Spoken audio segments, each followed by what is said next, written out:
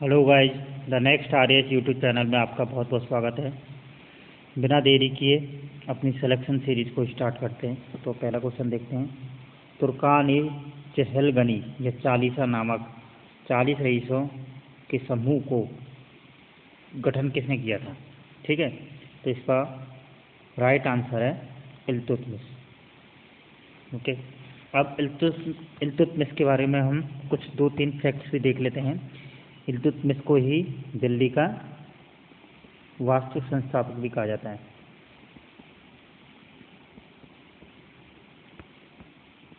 वास्तविक संस्थापक कहा जाता है इसको। अगर अदर फैक्ट की बात करें तो इसी ने कुतुब मीनार को पूर्ण करवाया था। ठीक है, एक और फैक्ट की अगर हम बात करें तो इसने इक्तादर पलाड़ी को बढ़ावा दिया। ठीक है, इसने चांदी का सिक्का, टका और तांबे का सिक्का जीतल को बढ़ाया। ठीक है, अगर रजिया सुल्तान की बात करें तो ये भारत की प्रथम और अंतिम मुस्लिम महिला शासिका थी। ठीक है, नेक्स्ट क्वेश्चन पे चलते हैं। निम्न में से कौन सा शासक गुर्जर प्रतिहार वंश से संबंधित नहीं था? मिहिरभोज है, वत्सराज भी है, धर्मपाल नहीं है, धर्मपाल बंगाल का था और नागभट्ट द्वितीय भी है।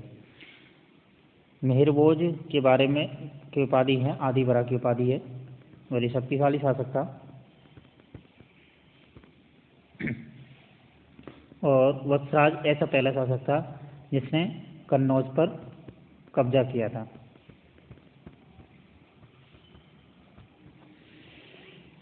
नेक्स्ट क्वेश्चन पर चलते हैं। और अगर आपने अभी तक मेरे चैनल को सब्सक्राइब नहीं किया है तो प्लीज़ सब्सक्राइब भी कर दें।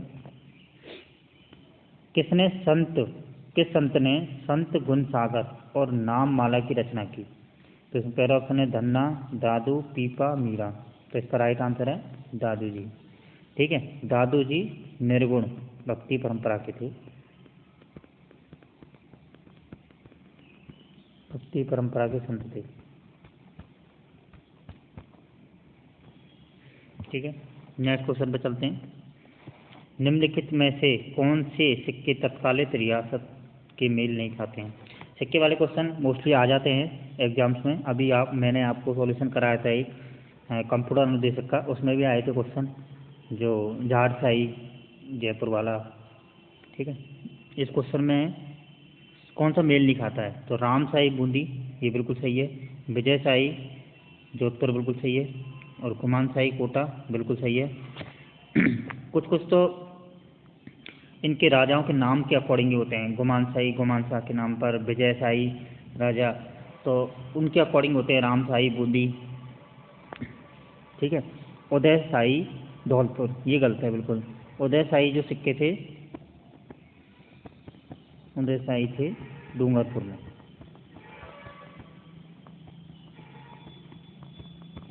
ठीक,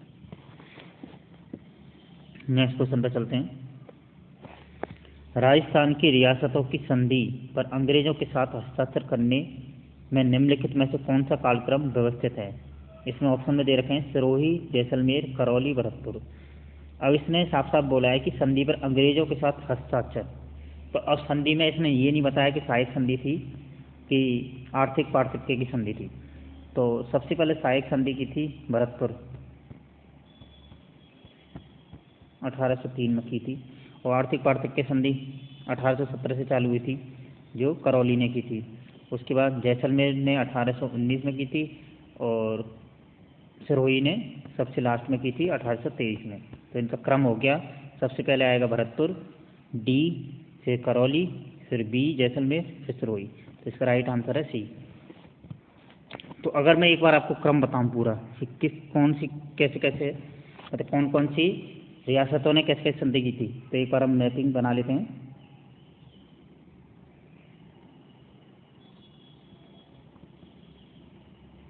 ठीक है,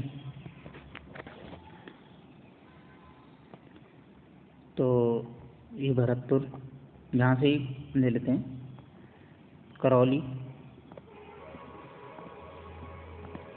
करौली के बाद आता है आपका जो भरतपुर था, वो तो 1803 में सहायक संधि की इसने 1803 में। यहाँ से करौली से शुरू करते हैं। करौली में 1817 में, और उस समय राजा थे हरबख्शपाल सिंह। ठीक है। करौली के बाद आता है टोंक में आमिर खां पिंडारी थे, ये भी 1817 में हुई। ये टोंक के बाद आता है कोटा में उस समय थे उम्मेद सिंह। ठीक है। कोटा के बाद जाता है जोधपुर में उस समय थे सभी राजाओं के नाम आपको याद रखने की कोशिश नहीं करनी है, नहीं तो कन्फ्यूजन क्रिएट होगा। कुछ चीज़ें याद कर लो। मेरा भी ये हमेशा फिलॉसफी रही है कि हमें आधी जानकारी होनी चाहिए, फिर हम क्वेश्चंस ऑब्जेक्टिव पेपर निकालने के लिए ऑप्शन एलिमिनेशन से आसानी से कर सकते हैं सॉल्व। तो जोधपुर हो गया। जोधपुर के बाद मेवाड़ के बाद बूंदी के बाद बीकानेर के बाद किशनगढ़ के बाद जयपुर के बाद जैसलमेर के बाद ये लास्ट में सिरोही। ठीक है। तो एक बार क्रम देख लेते हैं मोटा जिससे आइडिया रहे। हमें इतना तो पता होना चाहिए कौन किसके बाद नहीं था। तो सबसे पहले क्या था, भरतपुर को अलग कर लेते हैं। भरतपुर के बाद था करौली के बाद था टोंक के बाद था, ये देखो का से छूटा का से शुरू, कोटा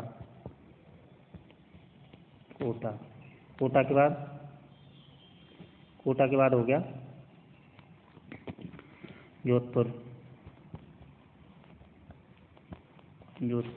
के बाद था मेवाड़ के बाद था बूंदी के बाद था बीकानेर,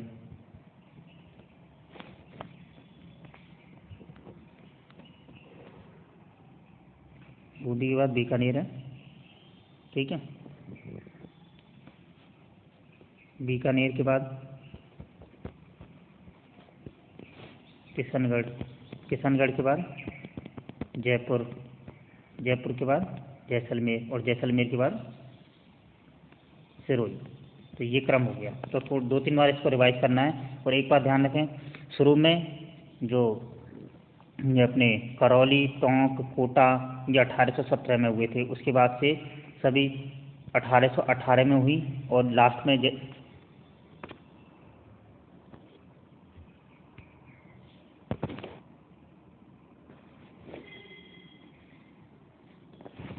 अभी जो थोड़ी सी दिक्कत हुई उसके लिए मैं क्षमा चाहता हूँ।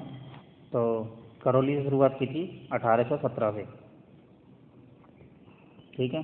18 करौली, टोंक, कोटा 1817। उसके बाद जोधपुर, मेवाड़ के बाद बूंदी के बाद बीकानेर के बाद किशनगढ़, जयपुर, ये सब 1818 में। उसके बाद जैसलमेर 1819 में। ठीक है। और जैसलमेर के बाद सिरोही 1823। ठीक है। ये क्रम आपको याद रखना है। और राजाओं के बारे में मैंने बताया था अभी,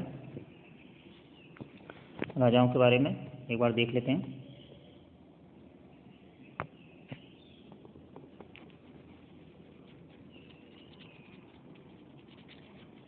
जैसे उस टाइम पर टोंक के थे आमिर खां पिंडारी। ठीक है। भरतपुर के जब सहायक संधि हुई थी तो रणजीत सिंह थे। अगर हम बात करें करौली के हरबख्शपाल सिंह थे।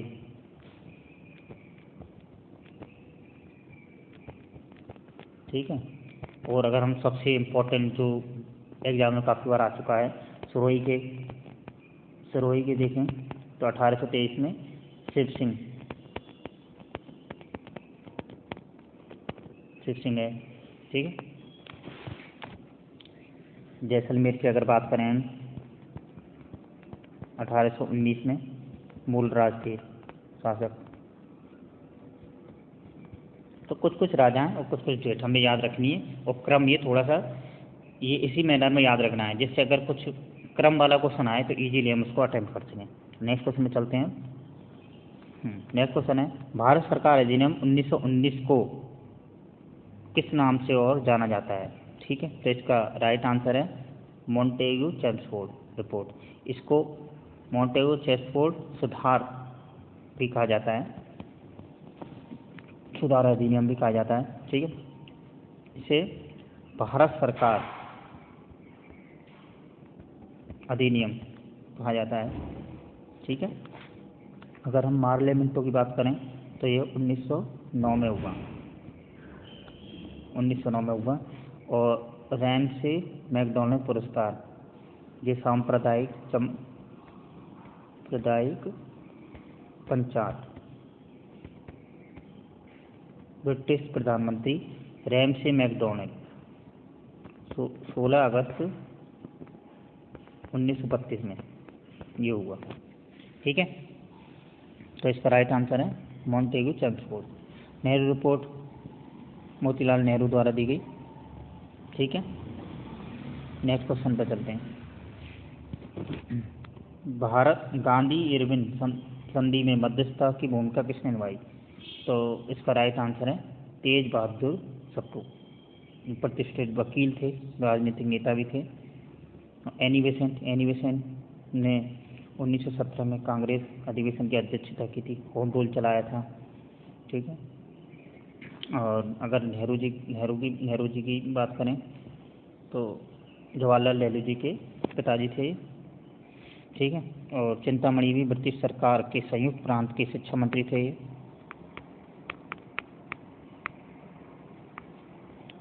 ठीक है, और भारत सरकार अधिनियम जो 1919 का था तो उसका हिस्सा भी थे द्वैत प्रणाली भारत सरकार अधिनियम के टाइम तो चिंतामणि। ठीक है, और ये कौन से एरिया में थे? ये थे संयुक्त प्रांत में थे।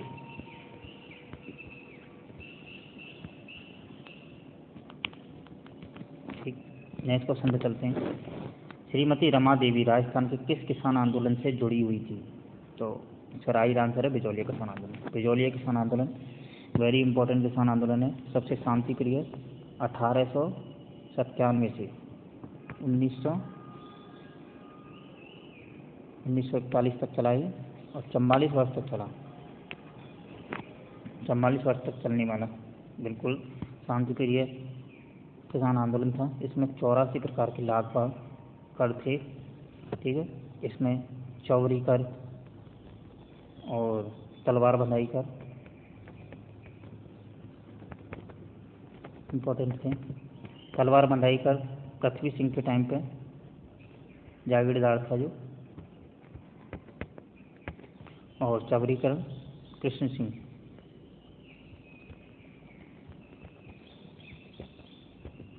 के समय। ठीक है, बिजौलिया किसान आंदोलन, और ये 3 चरण में हुआ था। ये बिजौलिया किसान आंदोलन 3 चरणों में, पहले चरण में साधु सीताराम, दूसरे में विजय सिंह पथिक,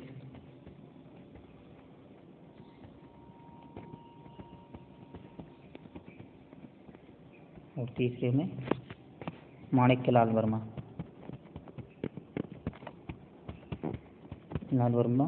प्लस जमनालाल बजाज। ठीक है, तो एक्स्ट्रा इन्फॉर्मेशन पर सब पर क्वेश्चन बन सकते हैं।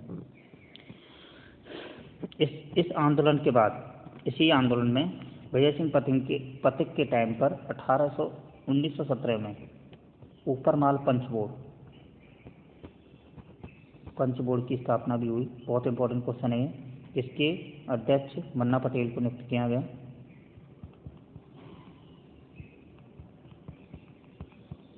मन्ना पटेल को बनाया गया जिसका अध्यक्ष ऊपरमाल पंच बोर्ड पर। ठीक है, 1917 में इसकी स्थापना की। नेक्स्ट क्वेश्चन पर चलते हैं। वह रियासत जो 25 मार्च 1948 को गठित राजस्थान संघ का हिस्सा नहीं थी? बूंदी थी, प्रतापगढ़ थी और शाहपुरा भी थी। उदयपुर का तीसरे चरण में हुआ था, ये द्वितीय चरण था राजस्थान संघ, तो इसका राइट आंसर है सी, 3 नंबर। ठीक, अगर हम इसके एकीकरण की अगर बात करें राजस्थान के, तो इसको एक बार देख लेते हैं। एकीकरण के टाइम पर राजस्थान संघ का हिस्सा नहीं था उदयपुर जो था, ठीक है, और द्वितीय चरण था ये 25 मार्च 1948 को, जब राजस्थान संघ की स्थापना हुई थी 1948 में। कोटा नरेश इसके राज प्रमुख बने और गोकुल लाल असावा को मुख्यमंत्री नियुक्त किया गया। इसमें विलय किस किस का हुआ था? बांसवाड़ा का हुआ था, बूंदी का हुआ था, डूंगरपुर, झालावाड़, प्रतापगढ़, कोटा, टोंक, शाहपुरा, किशनगढ़। ठीक है, और सभी चरणों के बारे में एक बार बात कर लेते हैं। पहला चरण था मत्स्य संघ, ठीक है, इस चरण का 18 मार्च 1948 को हुआ था। इस चरण में विलय किस किस का हुआ था? भरतपुर, धौलपुर, करौली, अलवर में मत्स्य संघ का गठन हुआ। शोभालाल कुमावत प्रधानमंत्री बने थे, तो राजधानी अलवर बनी थी। उसके बाद द्वितीय चरण में 25 मार्च 1948, पहले का था 18 मार्च 1948, ये 25 मार्च 1948। इसमें अभी मैंने बताई थी आपको किस किस का विलय हुआ था। ठीक है, राज प्रमुख गोकुल लाल असावा थे और मुख्यमंत्री के रूप में चुना गया इन्हें। संयुक्त राजस्थान, ये तीसरा चरण था 18 अप्रैल 1948। इस चरण में उदयपुर को राजस्थान संघ में, ये जो ऊपर वाले ये सारे जो भी पोर्शन थे इनमें उदयपुर को मिला दिया। ठीक है, और माणिक्यलाल वर्मा जी प्रधानमंत्री बने और राजधानी उदयपुर बन गई। ठीक, नेक्स्ट चरण, फोर्थ चरण क्या था? ग्रेटर राजस्थान। ग्रेटर राजस्थान 30 मार्च 1949 को चौथे चरण के रूप में, जिसमें जयपुर, जोधपुर, बीकानेर, जैसलमेर। अब ग्रेटर राजस्थान से क्यों कहा गया? क्योंकि जयपुर, जोधपुर, बीकानेर, जैसलमेर चारों ही बड़ी रियासतें थी, तो इनके मिलने के बाद लगभग सारा जो एकीकरण का चरण था कंप्लीट हो गया था। इसके प्रधानमंत्री हीरालाल शास्त्री जी बने थे और उदयपुर के राजा भोपाल सिंह मुख्य बने थे। उदयपुर राजा Bhopal Singh. United State of Greater Rajasthan, ये अपना 5वां चरण था। 5वां चरण 15 मई 1949 में हुआ। ठीक है, मत्स्य राजस्थान को ग्रेटर राजस्थान में मिला दिया गया। जो अपना प्रथम चरण का जो मत्स्य संघ था उसको मिला दिया गया इसमें ग्रेटर राजस्थान में। और इसके प्रधानमंत्री फिर से हीरालाल शास्त्री जी बने मुख्यमंत्री, और संयुक्त राजस्थान, इसमें छठे चरण में 26 जनवरी 1950 तक पूरा हुआ। इसमें संयुक्त राजस्थान में सिरोही को मिला दिया गया और आबू देलवाड़ा को छोड़कर आएगा इनका। ठीक है, 7वें चरण में आबू देलवाड़ा का भी विलय हो गया, अजमेर का भी विलय हुआ, अजमेर मेरवाड़ा वाले हिस्से का, और मध्य प्रदेश के मंदसौर जिले की भानपुरा तहसील को भी मिला दिया गया। झालावाड़ का सिरौंज उपखंड मध्य प्रदेश को दे दिया गया। ठीक है, और इस चरण में मोहनलाल सुखाड़िया जी मुख्यमंत्री बने। अब तक प्रधानमंत्री बन रहे थे, यहाँ मुख्यमंत्री बने, और गुरमुख निहाल सिंह राज्यपाल बने। ठीक है, ये हो गया। तो ये हो गया जिन चरणों में पूरे 7 चरण थे राजस्थान के एकीकरण के, कैसे कैसे इन चरणों को कंप्लीट किया गया। तो ये आज के क्वेश्चन हो गए। तो आज थोड़ी टेक्निकल प्रॉब्लम हुई है, तो नेक्स्ट टाइम और भी इम्प्रूवमेंट होगा। तो मेरा ओवरऑल कहने का मतलब ये है कि इन वीडियोज़ में जो भी मैं क्वेश्चंस अटेम्प्ट करवा रहा हूँ वो इतने इम्पोर्टेंट हैं कि उनसे क्वेश्चंस 90% आने के चांसेज हैं। तो बिल्कुल बिना देरी किए एक तो चैनल को सब्सक्राइब कर दें, और जो भी सोर्सेज से आप पढ़ रहे हो ना वो पढ़ते रहें, और क्विक रिवीजन के तौर पर मेरी वीडियोज़ को रेफ़र कर सकते हैं, और क्वेश्चंस जो भी मैं कराऊँ उनको छोड़ें नहीं, तो उसकी बहुत हेल्प मिलेगी फ्री में। इस बात को आप बाद में देख लेना। ठीक है, तो आज की वीडियो को यहीं ख़त्म कर